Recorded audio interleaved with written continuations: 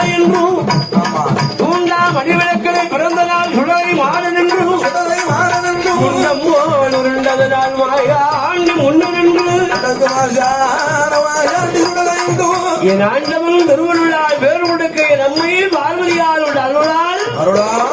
அந்த குழந்தைக்கு அழகாக பால் ஊட்டினார் பால் ஊட்டி